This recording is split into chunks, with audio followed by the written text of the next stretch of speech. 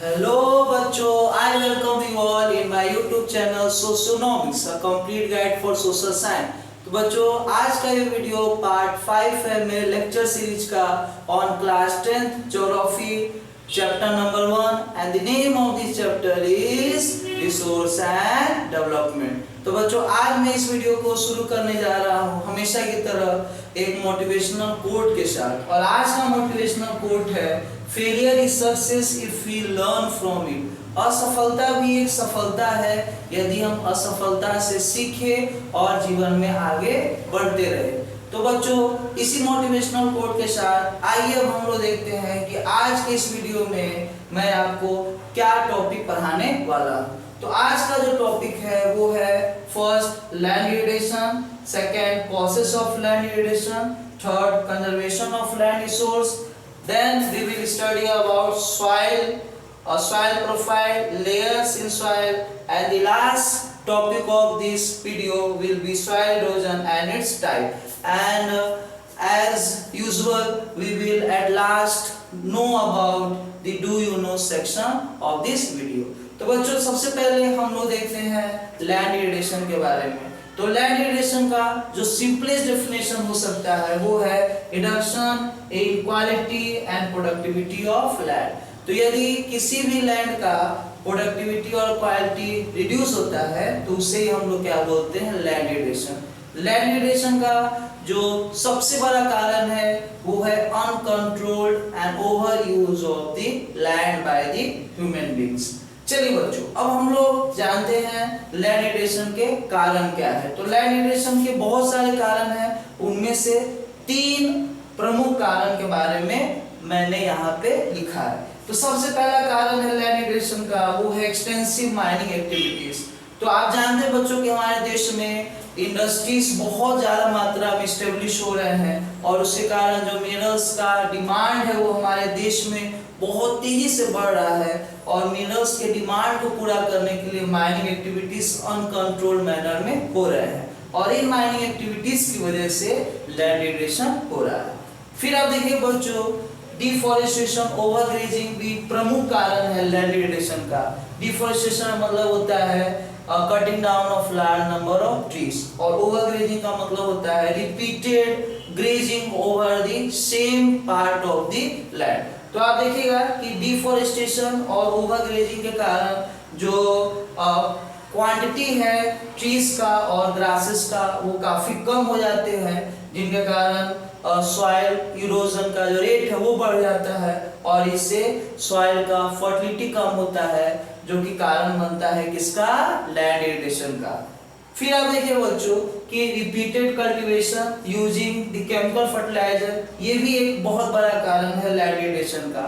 आज का जो मॉडर्न मेथड है फार्मिंग का उसमें स्मॉल पोर्शन ऑफ लैंड के ही ऊपर हम लोग बहुत ही ज्यादा टाइम्स जो है वो क्रॉप्स को ग्रो करते हैं और साथ में जो भी क्रॉप्स को ग्रो करते हैं उसमें बहुत सारे केमिकल फर्टिलाइजर्स यूज किए जाते हैं और बार बार केमिकल फर्टिलाइजर का उपयोग करके यदि क्रॉप्स को ग्रो करते लैंड के ऊपर तो लॉन्ग टर्म बेसिस में जो लैंड का फर्टिलिटी है, जो लैंड का प्रोडक्टिविटी है वो कम होता है और इसके कारण लैंड इरिडेशन होता है। तो बच्चों आपको मैंने प्रीवियस वीडियोस में बताया है कि लैंड लिमिटेड रिसोर्स है, लैंड फंडामेंटल रिसोर्स है, लैंड अनलिमिटेड ह्यूमन एक्टिविटीज को सपोर्ट करता है, इसीलिए हमें लैंड रिसोर्स को कंजर्व करना ही पड़ेगा यदि हमें सरवाइव करना है और सरफेस पे तब। तो आप देखिए बच्चों कि बहुत सारे तरीके हैं जिनकी मदद से हम लैंड रिसोर्स को कंजर्व कर सकते हैं।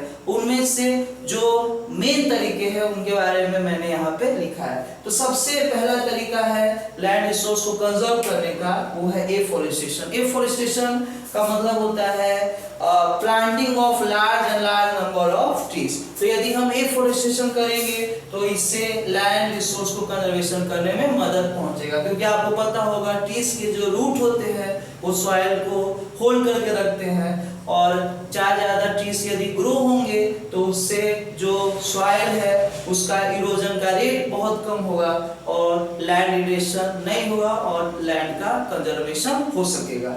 फिर आप देखिए बच्चों कि यदि हम कंट्रोल मैनर में माइनिंग और ग्रेजिंग एक्टिविटीज करते हैं तो इससे भी हमारा लैंड रिसोर्स का कंजर्वेशन होता है और जो रेट ऑफ लैंड इरोजन है वो काफी कम होता है।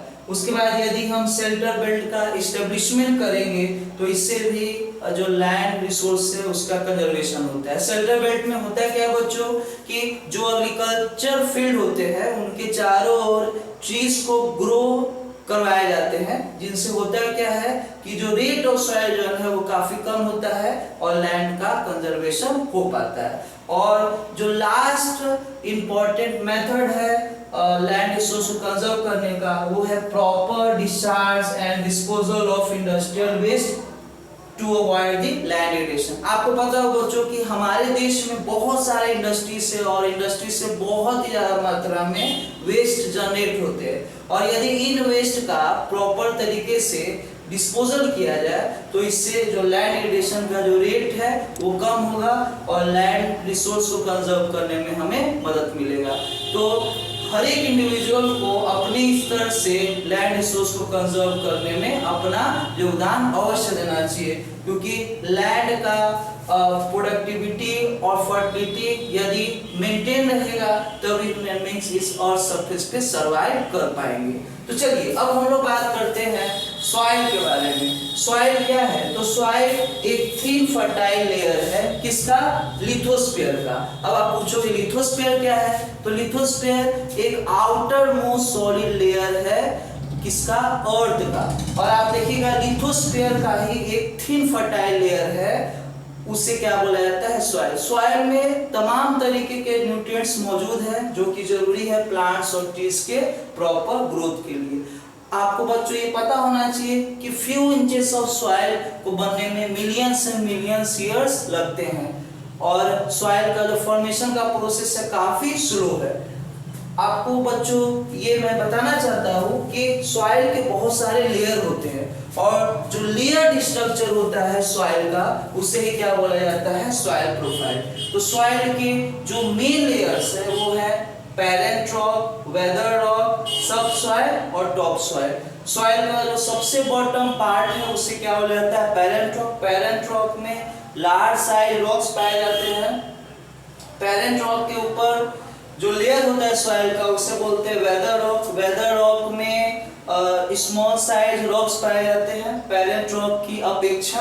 आप देखिएगा वेदर रॉक कैसे बनता है, तो जब बड़े बड़े रॉक्स जो है वो क्रैक होकर के छोटे छोटे रॉक्स में कन्वर्ट हो जाते हैं तो उन्हें कहा जाता है वेदर रॉक। और वेदरिंग एक नेचुरल प्रोसेस है जो कि विंड के कारण, सनलाइट के कारण और वाटर के कारण होता है। फिर हम लोग देखते हैं वेदर रॉक के ऊपर का जो सॉइल का लेयर है उसे कहा जाता है सब सॉइल। तो सब सॉइल में जो रॉक का साइज है वो वेदर रॉक के साइज से कम होता है और सब सॉइल के ऊपर सॉइल का सबसे फर्टाइल लेयर है जिसका नाम है टॉप सॉइल। तो टॉप सॉइल में जो रॉक्स के साइज होते हैं वो काफी ज्यादा स्मॉल होते हैं और टॉप सॉइल में ही एक लेयर होता है जिसे बोलते हैं ह्यूमस। ह्यूमस जो है वो सॉइल के फर्टिलिटी काफी ज्यादा बढ़ाता है और ह्यूमस के ही कारण सॉइल का प्रोडक्टिविटी काफी हाई रहता है, जिससे प्लांट्स और जो ट्रीज है भारी मात्रा में सॉइल पे ग्रो होते हैं। अभी सॉइल के फॉर्मेशन को अफेक्ट करने वाले जो फैक्टर्स है उनका नाम है क्लाइमेट, फिर आपका माइक्रो ऑर्गेनिज्म, उसके बाद टेम्परेचर, उसके बाद रॉक। ये सारे फैक्टर है जो कि सॉइल के फॉर्मेशन को प्रभावित करते हैं। चलिए अब हम लोग बात करते हैं सॉइल इरोजन और सॉइल इरोजन के टाइप्स के बारे में। तो सॉइल इरोजन क्या है? तो सिंपल मैनर में हम लोग डिफाइन कर सकते हैं the removal of thin fertile layer of soil due to various human and natural activities is called the soil erosion. अभी ह्यूमन एक्टिविटीज जैसे डिफॉरेस्टेशन, ओवरग्रेजिंग ये कारण है सॉइल इरोजन के, और नेचुरल एक्टिविटीज जैसे हाई स्पीड ब्लोइंग विंड या फिर uncontrolled flowing of water over land, ये सभी कारण है किसके? सॉइल इरोजन के। अभी सॉइल इरोजन के दो टाइप के बारे में हमारे सिलेबस में बात की गई है और दो टाइप जो है सॉइल इरोजन के वो है गली इरोजन और सीट इरोजन। तो गली इरोजन में जो सॉइल इरोजन होता है वो वर्टिकल फॉर्म में होता है। आप बच्चों ऑब्जर्व किए होंगे कि जब बहुत ज़्यादा रेनफॉल होता है तो लैंड के ऊपर टनल लाइक स्ट्रक्चर क्रिएट हो जाते हैं, और ये जो टनल लाइक स्ट्रक्चर क्रिएट होते हैं वो और कुछ भी नहीं बल्कि क्या होते हैं, गली इरोजन। फिर आप देखिए बच्चों कि कभी कभार जो है वो जो इरोजन होता है वो वर्टिकल मैनर में ना होकर के वो हॉरिजॉन्टल मैनर में होता है। एक जो हॉरिजॉन्टल फॉर्म में जब सॉइल का इरोजन होगा, जब सॉइल का thin flat fertile layer remove होता है हॉरिजॉन्टल फॉर्म में, तो इससे हम लोग क्या बोलते हैं, शीट इरोजन। अभी यदि आपसे कोई पूछेगा क्या आप सॉइल इरोजन को एकदम रोक सकते हो, तो इसका उत्तर होगा बिल्कुल नहीं। लेकिन क्या आप रेट ऑफ सॉइल इरोजन को कंट्रोल कर सकते हो, कम कर सकते हो, तो इसका उत्तर है बिल्कुल हम लोग रेट ऑफ सॉइल इरोजन को कम कर सकते हैं, कंट्रोल कर सकते हैं। और उसके लिए हमें बहुत सारे स्टेप्स लेने पड़ते हैं, जैसे टेरेस फार्मिंग करना पड़ता है, काउंटर प्लगिंग करना पड़ता है, एफॉरेस्टेशन को बढ़ावा देना पड़ता है, फिर हमें कंट्रोल करना पड़ता है डिफॉरेस्टेशन को, उसके बाद ओवर ग्रेजिंग को कंट्रोल करना पड़ता है। तो यदि हम ये सभी काम करेंगे तो सॉइल का जो रेट ऑफ इरोजन है वो काफी ज्यादा कम हो जाएगा और सॉइल का जो प्रोडक्टिविटी है और फर्टिलिटी हाई अमाउंट में मेंटेन रहेगा। चलिए अब हम लोग इस वीडियो का जो लास्ट सेक्शन है हमेशा की तरह वो है डू यू नो सेक्शन। तो हम लोग बात करते हैं आज के डू यू नो सेक्शन का। तो आज के डू यू नो सेक्शन में हम लोग देखते हैं उर्वरा और उसारा के बारे में। तो उर्वरा क्या है, उर्वरा फर्टाइल सॉइल को बोला जाता था और उसारा इनफर्टाइल सॉइल को बोला जाता था। उर्वरा और उसारा जो सॉइल के नेम थे ये एंशिएंट इंडिया में यूज किए जाते थे। तो एंशिएंट इंडिया में जहां भी फर्टाइल सॉइल होते थे उनको उर्वरा बोला जाता था और जहां पर इनफर्टाइल सॉइल होते थे उन्हें कहा जाता था क्या, उसारा। चलिए बच्चों, क्या आप जानते हैं कि हमारे देश में सॉइल को आइडेंटिफाई कौन करता है, सॉइल को क्लासिफाई कौन करता है, सॉइल के बारे में डाटा को कलेक्ट कौन करता है, सॉइल के डाटा को एनालाइज कौन करता है? तो इसका जो आंसर है वो है सॉइल सर्वे ऑफ इंडिया। तो soil survey of India government of India का एक इंस्टीट्यूशन है और सॉइल सर्वे ऑफ इंडिया का काम है सॉइल को आइडेंटिफाई करना, सॉइल को क्लासिफाई करना, सॉइल से जो सारे डाटा को कलेक्ट करना और एनालाइज करना। And according to soil survey of India the largest quantity of soil found in India is the alluvial soil. Around 43% of the total area in India is covered by the alluvial soil. So that's it for this video. So students, अगर आपको मेरा video ये पसंद आया तो मेरे YouTube channel को subscribe करना मत भूलिएगा। मेरे YouTube चैनल का नाम है Socionomics, a complete guide for social science. So thank you very much for watching my channel and watch this video till end.